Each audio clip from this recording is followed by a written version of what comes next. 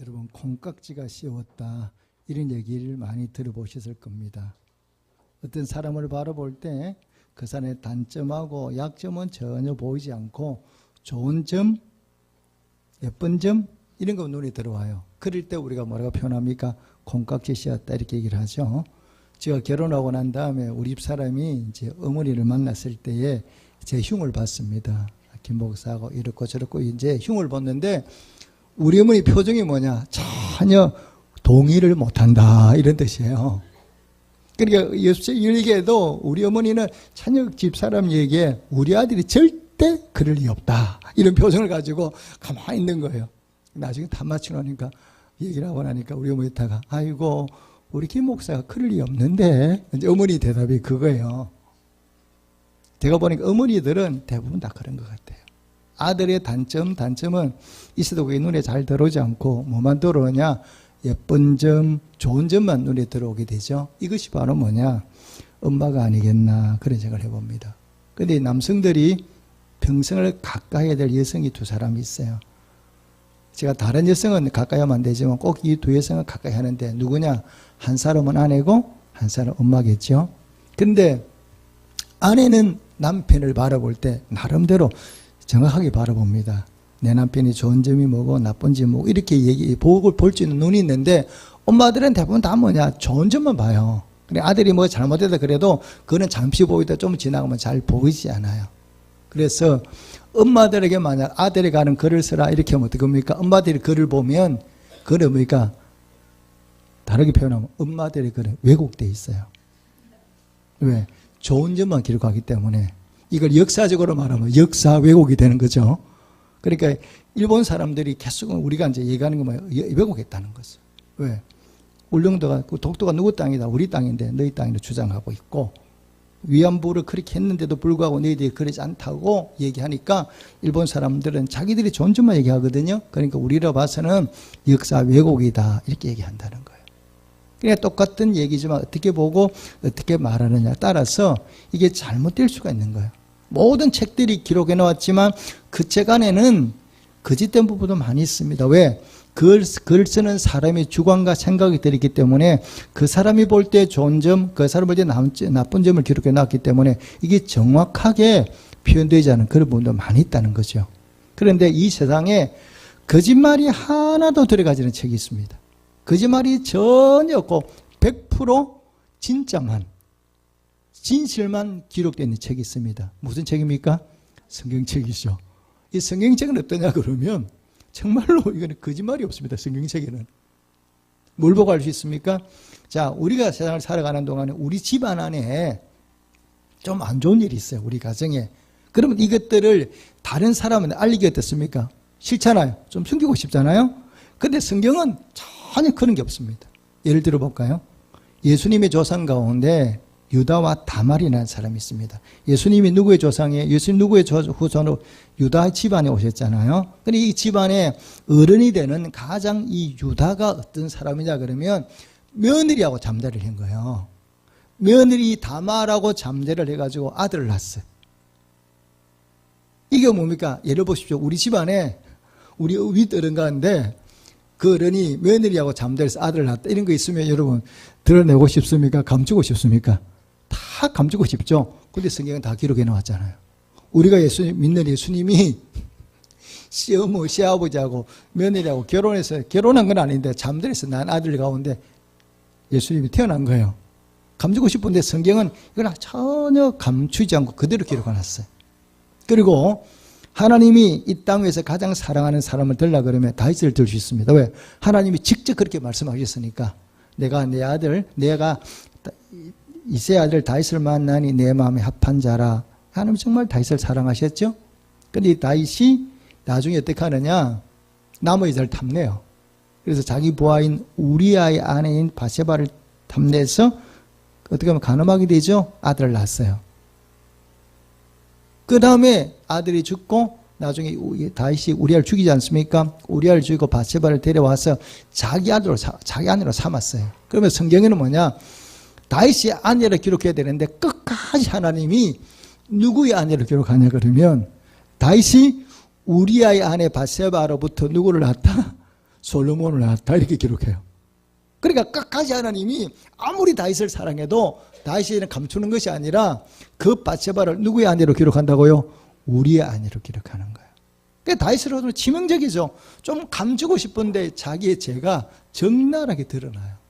그러니까 하나님은 성경을 기록할 때 조금이라도 거짓말은 섞지 않고 진실만을 기록해 놓은 것이 바로 뭐냐? 성경입니다. 그러니까 이 성경이 기록된 지가 2000년이 훨씬 더 넘었는데도 지금도 베스트셀러예요.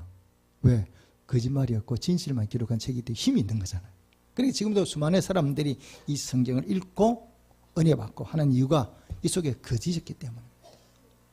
자, 그런데 이 성경이 여러분 강조하는 게 있어요.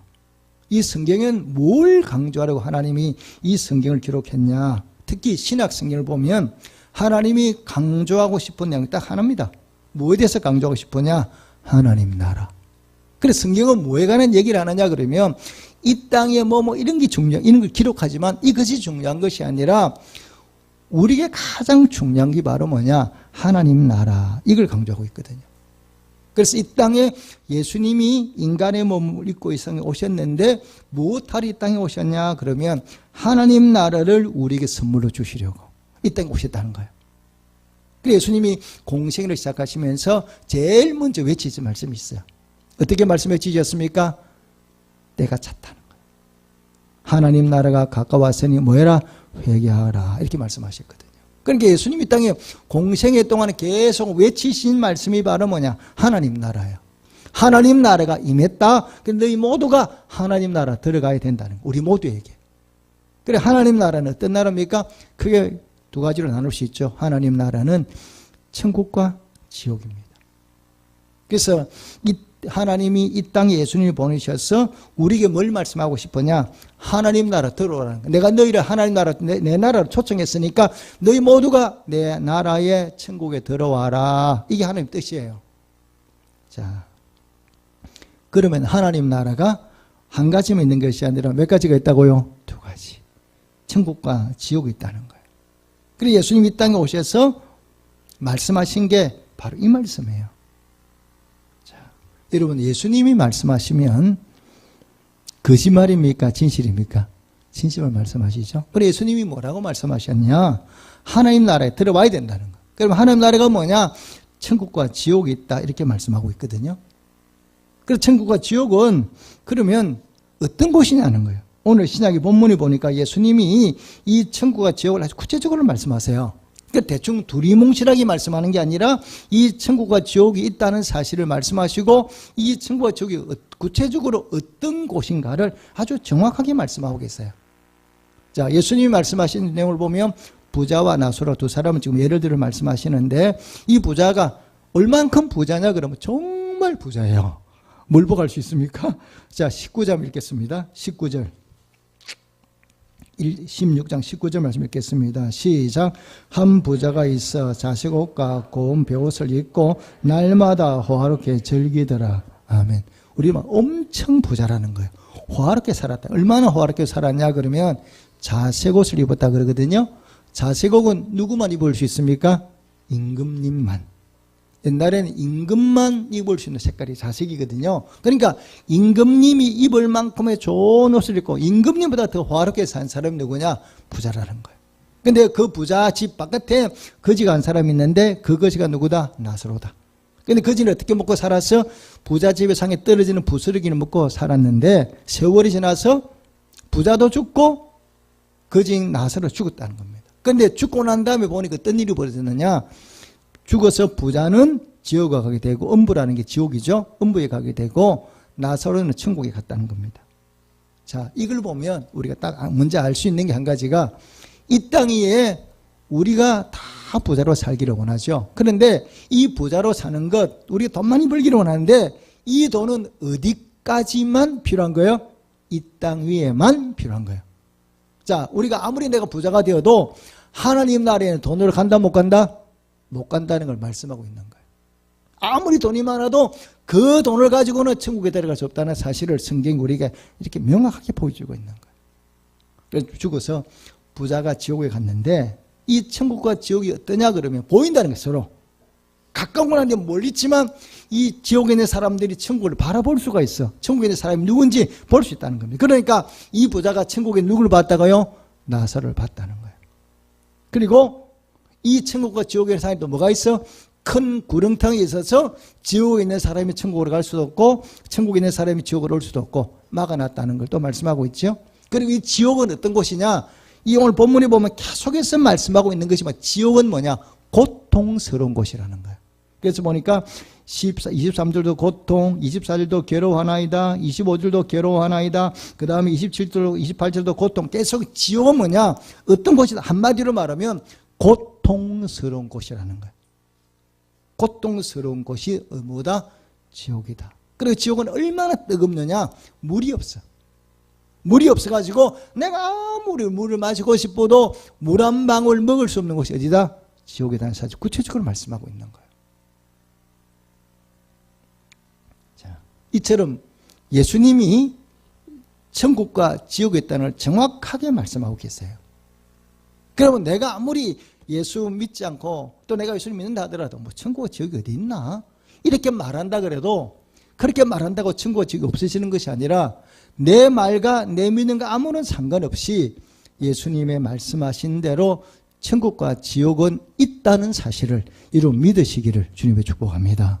만약에 지옥과 천국이 없다면 이 성경이 무슨 책입니까? 거짓말이잖아요.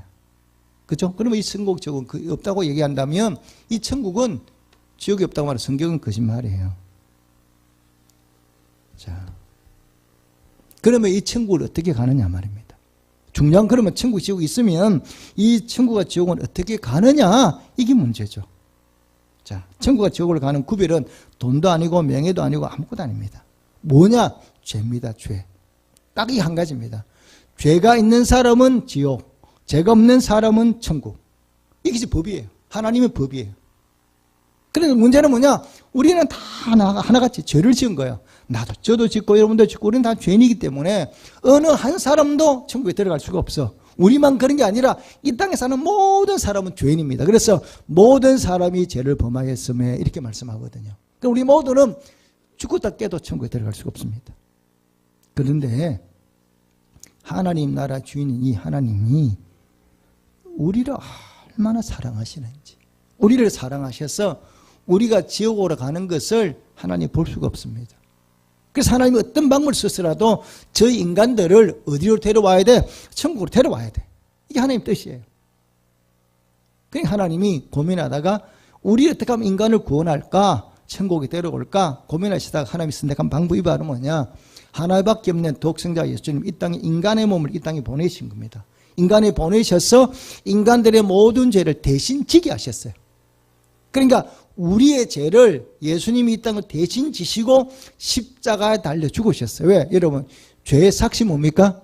사망 죽음이거든요. 그러니까 우리 인간의 죄값을 예수님이 대신 치르시고 십자가를 지고 죽으신 거예요. 그래서 예수님이 십자가를 죽으신 것은 예수님의 죄 때문에 아니라 누구의 죄 때문에? 내 죄 때문에. 그래서 나의 죄를 대신 지고 속전을 치른, 돈을 우리로 말하면 속전을 치른 거예요. 내 값을 대신 치러 주셨어요. 뭘 통해서? 생명을 내어놓고 대신 죽으심으로 말미암아 우리의 죄값을 치러 주셨거든요. 그리고는 하나님이 우리한테 요구한 거는 네가 십자가에 달려 죽는 것이 아니라 내 아들 예수가 너를 대신 십자가에 달려 죽었으니까 네가 이것을 마음에 믿어라. 마음에 믿고 그것을 인정하라. 그러면 너를 어디로 데려오마? 내가 천국으로 데려오마. 이게 하나님의 말씀이에요. 그래서 우리가 구원받는 것은 내가 착한 일하고 이런 거 가지고 구원받는 게 아니라 예수 그리스도께서 내 죄를 대신해 십자가대로 죽으셨다는 이 사실을 내가 마음에 믿으면 여러분 구원받는다는 이 사실을 꼭 마음에 믿으시기를 주님의 축복합니다. 내가 착한 일을 해도 아무 상관없습니다. 내가 선한 일 많이 못해도 아무 상관없습니다. 구원받는 데는. 이걸 상징적으로 보여주는 게 바로 실제로 보여주는 게 바로 뭐냐? 예수님의 십자가의 강도 사건 아닙니까? 예수님 십자가 달려 죽으실 때에 강도도 한 개 십자가 달렸습니다. 그런데 그 강도는 어떻게 되느냐? 구원을 받았어요. 어떻게 구원받았어요? 자, 여러분 유대인들이 예수님을 십자가에 못 박은 이유는 딱 한 가지입니다. 뭐 때문에 예수님을 십자가에 못 박아 죽여버렸냐? 그러면 예수님이 이제 이 땅에 오셔서 공생애가 시작하시면서 예수님이 선포하셨어요. 내가 하나님의 아들이다. 내가 너희가 기다리는 메시아다. 이렇게 예수님이 선포를 하셨어요. 그랬더니 유대인들이 예수님의 말씀을 듣고 어떻게 반응을 보이냐. 예, 맞습니다. 당신이 메시아입니다. 이렇게 말하는 사람이 없습니다. 모두가 바로 뭐냐? 네가 무슨 메시아냐? 네가 무슨 하나님의 아들이냐? 너는 하나님의 아들이 아니다. 이렇게 얘기를 했습니다. 그러니까 예수님이 아니다. 나는 맞다. 나는 하나님이 보내신 바로 너희가 기다리는 메시아고 내가 하나님의 아들이다. 이렇게 얘기를 했거든요. 죄송합니다. 그리고 유대인들이 내 건 놈이 무슨 메시아냐? 너 죽어볼래? 그럼 예수님이 그럼 난 안 할게. 이렇게 말하는 게 아니라 십자가에 달려 못 박아 죽여버렸거든. 죽여도 예수님이 끝까지 뭐냐? 내가 메시아라고 말씀하셨거든요. 그래서 유대인들이 예수님을 죽이는 딱 한 가지예요. 예수님이 하나님의 이름을 모독했다는 거예요. 신승 모독죄. 네가 하나님이 아니면서 하나님의 아들이 아니면서 하나님의 아들이라 말했기 때문에 우리 너를 죽일 수밖에 없다. 이게 유대인들이었어요. 그런데 이 십자가에 달린 강도는 모든 사람이 당신은 너는 메시아가 아니다 이렇게 말했을 때 그 강도 한 사람만 아닙니다. 저는 예수님이 나의 죄를 사해 주시고 나를 구원해 주시는 메시아임을 제가 믿습니다. 이렇게 고백을 했거든요. 그러면서 뭐라고 얘기합니까? 당신의 나라에 임할 때에 나를 기억해 주십시오. 이렇게 예수님께 부탁을 했어요. 그랬더니 예수님이 그 강도를 보고 뭐라고 말씀하셨습니까? 오늘 네가 나와 함께 어디 있겠다? 나하고 있겠다. 믿으십니까? 이렇게 우리가 구원받는 거는 다른 것 때문에 구원받는 게 아니에요. 그냥 내가 예수 그리스도께서 이 땅에 오셔서 나를 대신 십자가에 달려 죽으셨다는 사실을 내가 마음으로 믿고 입으로 그렇게 시인하면 우리 모두는 뭘 받게 되느냐? 구원받게 되고 하나님 나라에 들어간다는 이 사실을 여러분 꼭 마음에 믿으시기를 주님의 축복합니다. 그래서 성경이 왜 자꾸 믿음을 강조하느냐? 우리가 천국 가는데 필요한 게 뭐밖에 없어요? 믿음밖에 없거든. 이 믿음만 있으면 가게 되거든. 그러니까 성경 우리에게 끊임없이 뭐냐? 믿어야 된다고 강조하고 있는 이유가 바로 여기 있습니다. 자, 그래서 우리가 예수를 믿으면 우리가 뭐라고 얘기하나요? 구원받는다 이렇게 얘기합니다. 우리 전도할 때 뭐라고 얘기합니까? 예수 믿고 구원받으세요 이렇게 얘기를 합니다. 그러면 이런 구원받는 게 무엇입니까? 여러 가지가 있겠지만 구원에는 우리가 뭐 여러 가지 또 얘기를 나눌 수도 있어요. 그런데 구원의 핵심이 바로 뭐냐? 내가 예수 믿으면 어디가? 천국 가는 거. 이게 구원입니다. 다른 것도 물론 얘기할 수도 있겠지만 구원의 핵심이 바로 뭐냐? 뭐 때문에 우리가 예수 믿어야 돼? 예수 믿어야만 천국을 가는 거예요. 예수 믿지 않고 천국 갈 수가 없기 때문에 우리가 구원받는 그 중심이 바로 핵심이 내가 구원받아서 천국 가는 거죠. 그래서 예수님 이 일을 위해서 십자가 지시고 부활하신 거예요. 만약 천국이 없다 그러면 여러분 예수님이 십자가 지실 필요가 있습니까? 없습니까? 전혀 없습니다. 여러분 천국이 없다면 사람한테 전도할 필요가 있습니까? 없습니까? 없죠. 여러분 천국이 없으면 순교자가 나옵니까? 안 나옵니까? 절대 나올 수 없습니다. 죽으면 끝인데 내가 뭐 예수 믿고 뭐 죽을 필요가 뭐 있습니까? 그리고 오늘처럼 이렇게 교회 나올 필요도 없어요. 주일에 막 놀러 다니면 돼. 돈 되니 마음대로 쓰면 돼. 호화롭게 살면 돼. 왜? 천국 지옥이 없는데 뭐 굳이 내가 뭐 이렇게 아쉬워서 주일에 오냐고 그럴 필요 없죠. 자, 천국이 없다면 제일 거짓말을 많이 하는 사람 누굽니까? 접니다. 저는 사기꾼이에요. 그 천국이 없다. 왜? 매일 없는 천국이 있다고 얘기하니까. 그러면 사기꾼 중에 사기꾼은요? 바로 저예요. 자, 이 성경은 뭘 기록하고 있느냐? 구원을 기억하고 있는 구원을 기록하고 있는 거예요. 인간이 어떻게 하면 구원받을 수 있다. 이걸 기록하고 있는 성경 말씀이에요. 자, 여러분 기억하십시오. 누가 뭐라고 말하든 천국과 지옥은 반드시 있습니다. 그리고 우리 모두는 구원받아야 된다는 사실을 꼭 마음에 믿고 예수 믿고 구원받으시기를 주님의 축복합니다. 그래서 구원은 이미 예수님이 다 이뤄놓으신 거예요. 내가 이루는 게 아니라 나를 대신 십자가에 달려 예수님이 죽으시고 죄값을 다 치러주시고 우리가 믿기만 하면 구원이 이루어져요. 그래서 이미 구원은 이루어졌어요. 그런데 이 구원을 이루어 나가는데 나만 구원받는 게 아니라 이 구원은 이 땅 사는 모든 사람이 구원받기를 하나님 원하시거든요. 그래서 모든 사람이 구원을 받기 위해서 하나님이 우리한테 협력하라고 말씀하세요. 구원은 내가 다 이뤄놓았지만 너희가 이 구원, 세상 사는 모든 사람의 구원을 위해서 너희가 내 말에 순종해서 협력할 게 있다. 그게 바로 두 가지입니다. 하나는 뭐냐? 이 구원의 역사를 이루기 위해서 필요한 것이 첫째는 뭐냐? 이 구원이 복음을 우리가 전해야 돼요. 그래서 구원은 전하지 않으면 전달이 안 됩니다. 전달되지 않으면 다른 사람이 예수를 믿을 수가 없습니다. 그래서 구원을 온전히 이루기 위해서 예수님이 이루는 이 구원을 첫째는 뭐냐? 내가 입을 열어서 복음을 전해야 돼. 이 구원의 사를 전하지 않으면 이 사람들이 이걸 모르고 예수를 믿지 못하게 되거든요. 여러분 신약 성경 복음서 외에 다른 책들을 대부분 누가 다 기록했느냐? 사도 바울이라는 사람이 기록을 했습니다. 이 사도 바울은 어떤 사람이냐? 처음에는 예수를 믿지 않고 예수 믿는 사람을 핍박했던 사람이에요. 엄청나게 핍박했던 사람인데 부활하신 예수님을 어디서 만났느냐? 다메섹에 가다가 다메섹 길에서 예수님 부활하신 만나고 그 어떻게 되냐? 180도 달라졌어요. 그래서 예수를 전하는 사람이 돼서 평생을 이 복음을 전하다가 순교했던 사람이 바울이에요. 그런데 하나님이 이 바울을 들어주시기 전에 바울에게는 뭘 보여주셨느냐? 우리는 죽어서 천국을 가지만 이 바울은 나중에는 물론 바울이 죽어서 천국을 갔지만 이 바울이 살아있는 몸으로 어디를 다녀왔느냐? 삼청천을 다녀왔어요. 삼청천이라는 게 바로 뭐냐? 우리가 말하는 천국입니다. 유대인들은 천국을 1층, 2층, 3층 이렇게 표현하거든요. 이 삼청천이 우리가 말하는 천국이에요. 이 바울을 하나님 먼저 천국에 데려가 보신 거예요. 천국에 보여주시고 데려오셨어요. 이 바울이 이 복음을 담대하게 전할 수 있는 이유가 바로 뭐냐? 자기가 부활하신 예수님도 만났고 자기를 어딜 다녀와 봤어? 천국을 다녀와 봤어요. 천국이 있다는 걸 알잖아요. 그러니까 목숨을 걸고 복음을 전하는 거예요. 사람들한테 예수 믿어야 된다고. 왜? 자기가 갔다 왔거든. 그래서 우리가 구원을 받는 데는 나도 마찬가지 아닙니까? 나도 구원받게 된 게 처음부터 구원받은 게 아니라 누군가 나에게 예수 믿으라는 말을 전했잖아요. 그러니까 그 예수 말을 믿고 듣고 믿어서 내가 목사가 된 거거든요. 우리도 다 마찬가지예요. 그래서 먼저 믿은 내가 해야 될 일이 바로 뭐냐? 하나님 우리에게 부탁하신 것이 땅끝까지 복음을 전해라는 거죠. 그래서 선교사님들이 땅끝까지 가잖아요. 복음 전하러. 우리는 땅까지 가지 못하더라도 우리가 해야 될 일은 바로 뭐냐? 내 가까운 곳에서 내 가족과 이 복음, 구원의 복음을 모르는 사람들에게 전하는 것이 우리의 책무고 하나님 기뻐하는 일이라는 사실을 기억하시고 이 구원의 복음을 열심을 다하여 전하는 성도가 되시기를 주님의 축복합니다. 근데 왜 전해야 되냐 그러면요. 예수를 믿는 거는 우리가 예수 믿고 구원받는 거는 믿어서 구원받잖아요. 그죠? 믿음으로 구원을 받는데 이 믿음이라는 거는 뭐냐? 전하지 않으면 듣지 않으면 믿음이 생겨나지가 않아요. 이 믿음이 그냥 생겨나는 게 아니라 누군가 나에게 예수님에 관한 소식을 들려줘야 돼.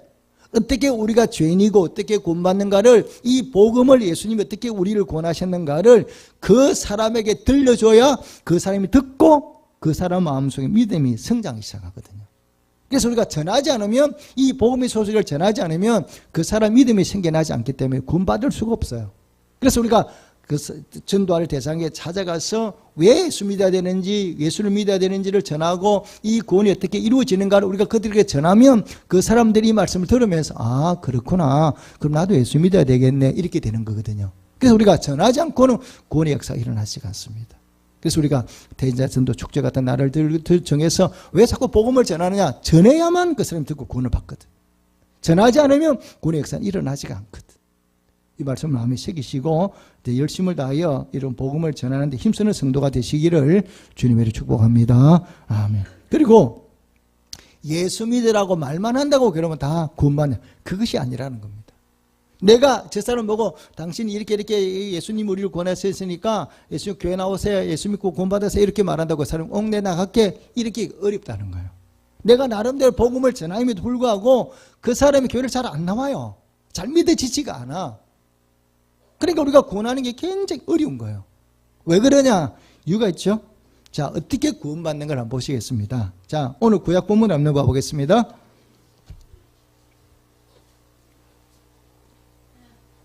자, 구약 본문은 누구에 관한 얘기냐? 아브라함에 관한 얘기죠.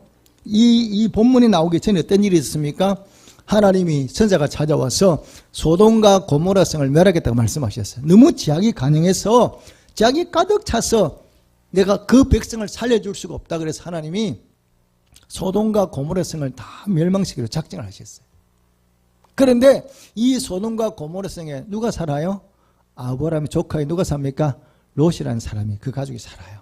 그러니까 이 소돔과 고모라 성이 걸명당하면 자기 조카인 롯도 함께 멸망을 당할 수밖에 없거든요. 그러니까 이 아브라함이 얼마나 간절하게 기도하는지 6번씩이나 기도 하나님한테 한 번도 아니고 6번씩 이 소돔과 고모라 성을 놓고 간절한 마음으로 기도하거든요. 그러니까 하나님이 그 아브라함의 기도를 듣고 그 롯을 죽일 수가 없어요. 그 땅 사람들과 함께 죽일 수가 없기 때문에 하나님 오늘 본문에 보니까 그 멸망당하는 성에서 누구를 구원해냈다고요? 롯을 끄집어냈다는 거야. 천사를 보내서 롯과 롯의 가정의 사람들 다 끄집어내서 그들을 구원해 주셨다는데 그것이 롯이 예뻐서 구원한 것이 아니라 누구 때문에? 자, 19절, 29절 함께 읽겠습니다. 29절 말씀 시작. 하나님이 그 지역의 성을 멸하실 때 곧 롯이 거주하는 성읍을 엎으실 때에 하나님이 누구를 생각하사? 아브라함을 생각하사. 이렇게 되는 거야. 그러니까 아브라함의 간절한 마음으로 기도했더니 하나님이 그 아브라함의 기도를 들으시면서 롯을 구원해냈다는 거예요. 우리도 마찬가지. 이 세상 가운데 살아가는 많은 사람들 가운데 어떤 사람이 구원을 받느냐? 우리가 간절하게 그 사람 이름을 불러가며 우리가 간절함을 기도하면 하나님이 그 사람 때문이 아니라 우리의 기도를 들으시면서 내가 기도하는 그 대상을 세상의 제약 가운데서 구원해 주신다는 거예요. 그래서 우리가 한 사람을 구원하기 위해서는 예수 믿으라고 말하는 것도 중요하지만 그 사람 이름을 불러가며 기도를 해야 될 이유가 바로 이렇게 있는 겁니다. 그래서 우리가 영혼을 구원하기 위해서는 복음을 전해서 예수 믿으라 말하는 것도 중요하지만 그 사람 한 사람 한 사람 이름을 불러가며 이름을 기도할 때 하나님이 그 이름을 기억하시고 그들을 구원해 주시는 거예요. 자, 여러분 하나님은 어떤 분이냐 그러면 자기가 자신을 잘 드러내지 않는 분이세요. 무슨 일이든 우리는 조금 뭘 잘하면 내 이름 높이고 싶고 나를 자랑하고 싶은 게 우리 인간들인데 하나님은 어지간해도 자기 이름을 잘 드러내지를 않으세요. 그래 항상 이름을 드러낼 때까지 자기는 살짝 감춰버리고 다른 사람 이름을 드러나게 만들어요. 그래서 하나님이 어떤 사역을 할 때는 반드시 혼자 사는 것이 아니라 협력해서 선을 이루세요. 예를 들어 볼까요? 하나님 이스라엘 백성들을 구원하셨어요. 애굽 땅에서 구원해내시죠. 하나님이 구원해내시는데 하나님 혼자 얼마든지 하실 수 있는데 하나님 혼자 하지 않고 누구를 부르셨어요? 모세를 부르셔서 모세를 통해서 이스라엘 백성들을 구원하게 하시거든요. 그러니까 하나님이 하시긴 하는데 하나님 직접 나서는 게 아니라 사람을 보내어서 그 사람을 통해서 하나님 일을 다 하시게 돼 있어요. 이게 하나님의 방법이에요. 우리도 마찬가지. 그래서 우리가 구원할 때 하나님이 직접 나서 하는 게 아니라 구원을 다 이루시면 나를 대신 보내셔서 그 사람을 구원하게 만드시거든요. 그래서 내가 전도하게 하고 기도하게 만든 다음에 하나님께서 그 구원의 역사를 이루게 하세요. 그래서 우리가 기도하면 어떤 일이 그런 줄 알아? 왜 우리가 기도해야 구원의 역사가 나타나느냐? 이유가 있습니다. 왜 우리가 기도해야만 그 사람이 예수 믿고 구호교회에 나와서 구원을 받을 수 있냐? 그러면 자, 영적인 세계에 들어가면 하나님만 계시는 것이 아니라 영적인 세계는요, 우리 눈에 보이지 않지만 하나님의 세계도 있고 사단도 있어요. 사단 특징이 바로 뭐냐? 하나님과 정반대되는 존재예요. 하나님하고 원수야. 하나님하고 원수가 누구냐? 사단이거든요. 그래서 사단은 하나님이 우리말은 밥 먹고 하나님 일을 방해만 하는 거예요. 하나님이 좋아하는 사람 싫어하고 하나님의 기뻐하는 절대 못하게 만든 게 누구냐? 사단이에요. 그래서 사단은 하나님이 하나님이 우리를 사랑하시니까 우리를 다 천국에 데려가고 싶죠? 사단은 하나님이 밥 먹고 입만 열면 우리로 하여금 어디 데려가려고? 지옥으로 데려가려고 우리를 유혹하는 존재가 누구냐? 사단이에요. 그리고 사단은 하나님이 어떻게든 우리를 하나님 가까이 가지 못하도록 복받지 못하도록 구원받지 못하도록 막는 존재가 사단이거든요. 그래서 사단은 힘이 있어야 사단도 영적인 세력이기 때문에 그래서 사단이 하는 일은 우리 안에 죄가 있으면 사단한테 우리가 못 이겨요. 이 죄라는 게 사단에게 속성이 있기 때문에 우리가 죄를 범하면 사단이 우리를 마음 놓고 갖고 놀아도 우리가 꼼짝을 못해요. 그래서 이 사단은 죄가 있는 사람한테는 올만 능력을 발휘할 수가 있어. 근데 우리 예수를 믿으면 꼼짝 못하는 이유가 우리가 예수를 믿으면 우리가 죄가 됩니까? 사해지잖아요. 그러니까 예수 믿는 사람한테는 내가 신앙 고백해버리면 사단이 그렇게 능력을 발휘할 수가 없는 이유가 거기 있는 거예요. 그러면 예수 믿지 않은 사람한테는 죄가 있기 때문에 올만이 사단이 이 사람을 갖고 놀 수가 있어요. 그래서 사단이 하는 일이 꽁꽁 묶고 이 사람을 보이지 않는 밧줄로 꽁꽁 묶어 가지고 우리가 전도해서 예수 믿으세요 이러면 내가 교회 한번 가볼까? 이러면 사단이 네가 무슨 교회 일로 와. 교회 가지 못하다 딱 묶어버려요. 편하지 않게. 그래 이 사람이 처음에 한번 교회를 가볼까 이랬는데 사단이 와서 네 교회를 가냐고 이리 와. 못 가게 만드는 거예요. 이게 사단이에요. 그래 하나님 이 땅에 교회를 왜 세운지 아세요? 교회를 세워준 목적이 분명히 하나님 말씀하고 있으세요. 예수님이 이 땅에 교회를 세우셨는데 교회를 왜 세우셨느냐? 마태복음 16장 18절에 나와 있거든요. 내가 이 반석 위에 내 교회를 세우리니 음부의 권세가 뭐라고요? 이기지 못하리라 이렇게 말씀하세요. 그래 교회는 뭐냐? 이 땅에 있는 교회는 건물이 아니라 우리 성도의 몸인데 이 성도들이 모여서 하나님이 어떻게 이 교회를 세우냐 그러면 이 땅에 사단과 싸워서 이길 수 있도록 사단과 싸워서 이기기 위해서 만든 공동체가 교회밖에 없습니다. 그래서 이 교회는 다른 거 하는 게 아니라 이 사단과 싸워서 사람들이 묶인 걸 풀어서 이기게 만드는 게 교회에 하는 일이에요. 여러분 그러면 교회가 뭘 가지고 사단과 싸워 이길 수 있습니까? 사단의 묶인 걸 풀어낼 수 있습니까? 성경이 이렇게 예를 들어 말씀하고 있으세요. 자, 귀신 들린 아이를 데리고 아버지가 예수님을 찾아왔습니다. 그런데 예수님이 그때 마침 변화산 위에 올라가 계셔서 이 아버지를 만날 수가 없었어요. 그때 밑에 제자들이 있었잖아요. 그 제자들에게 찾아와서 아이를 좀 고쳐달라. 그래서 이제 귀신을 쫓아내달라는 거죠. 그러니까 제자들이 귀신을 보고 축사를 했어. 나가라고. 어린아이 보고 나가라도 귀신이 꼼짝도 안 나갑니다. 그리고 있는데 예수님이 산에 내려오셨어요. 그러니까 어린아이 아버지가 쫓아가서 내가 당신들의 제자들한테 쫓아내달라 그러니까 못하니까 당신이 쫓아내달라는 거예요. 예수님 데려와. 딱 데려왔는데 예수님이 딱 그 아이를 보고 귀신 보고 나가! 이랬더니 귀신이 쏙 나가버렸어요. 그러니까 이제 아이 부모가 다 떠나고 난 다음에 제자들이 예수님께 묻지 않습니까? 선생님, 왜 우리는 귀신 보고 나가라 그러니까 귀신이 안 나가는데 예수님은 딱 한 번 나가 이렇게 말씀 한마디 하니까 귀신이 쏙 나갑니까? 그 비결이 뭡니까? 이렇게 물었어요. 예수님이 딱 한마디로 대답하셨어요. 뭐 외에는? 기도 외에는. 이런 유가, 이런 능력이 나갈 수 없다는 거예요. 그런데 교회는 귀신 쫓고 사단을 쫓아내고 구원을 이루는데 반드시 필요한 도구가 뭐라고요? 기도. 기도 없이는 사단과 싸워 이길 수가 없어요. 그래 교회의 가장 큰 무기가 뭐라고요? 기도하는 겁니다. 기도하면 사단이 쫓겨나게 돼 있어요. 그래서 우리가 영혼을 구원하는데 그 영혼을 구원하기 위해서 힘써야 될 게 뭐냐?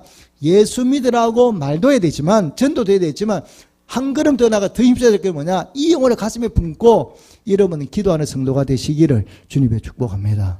구원은 그렇게 이루어지는 거거든요. 이 구원의 역사가 어떻게 이루어지는가를 보여주고 있는 사도행 16장입니다. 16장에 보면 바울이 복음을 전하다가 매를 맞고 감옥에 갇히죠. 빌립보 감옥에 갇혔어요. 갇혔는데 그 밤에 바울이 한밤중에 일어나서 뭐 했습니까? 신랑 함께 큰 소리로 찬송하고 기도했습니다. 그랬더니 갑자기 어떤 일이 벌었습니까? 옥터가 움직이고 묶인 것이 다 풀어져 버렸어요. 제수를 묶고 나는데 묶인 게 다 풀어지게 됐어요. 그러면서 그 간수가 예수님 앞에 나와서 그리고 신앙 고백하고 뭡니까? 구원받게 되잖아요. 묶인 걸 어떻게 풀었다고요? 기도로 풀었다는 거죠. 기도했더니 묶인 게 다 풀어졌어요. 우리가 기도하면 사단이 우리 태신자들을 묶고 있는 그 끈을 풀 수밖에 없어요. 왜? 기도 앞에는 예수님을 이길 수가 없으니까. 그래 우리가 기도하게 되면 나중에 어떤 일이 벌어지냐? 내가 구원하는 그 태신자들이 자동적으로 나오게 되어 있습니다. 그다 자기들이 자원하는 마음으로 교회 나오고 예수 믿고 구원받게 된다는 사실을 여러분 꼭 마음에 믿으시고 여러분 태신자를 가슴에 품고 기도하는 성도가 되시기를 주님의 축복합니다. 제가 저희 부모님을 놓고 참 오랫동안 기도했잖아요. 예수 믿게 해달라고. 정말 제가 얼마나 많은 날들 눈물로 기도했는지 눈물을 모아나면 엄청 많을 것 같아요. 그래서 제가 마지막에 아버님에게 복음을 전해 마지막 내가 이번에 어떤 일에서 우리 아버님을 구원해야 되겠다 생각하고 아버지의 복음을 전했더니 우리 아버지가 기다리고 있다가 예수 믿겠다 이렇게 고백하셨거든요. 그리고 난 다음에 제가 그날이 이제 제가 신학대학을 다니면서 처음으로 제 모교회 부산에 내려가서 수요일 저녁에 설교를 하는 날이었어요. 처음으로 이제 목사님이 나보고 설교를 하라 그래서 제가 이제 그날 수요일 밤에 이제 설교를 하게 작정이 돼 있는데 우리 집이 굉장히 멀어요. 우리는 뭐 여기서 어디 좀 되나 예산만큼 멀어요. 우리 집이 같은 부산인데도. 그런데 예산은 좀 거짓말인가? 조금보다 예산으로 온양보다로 멀어요.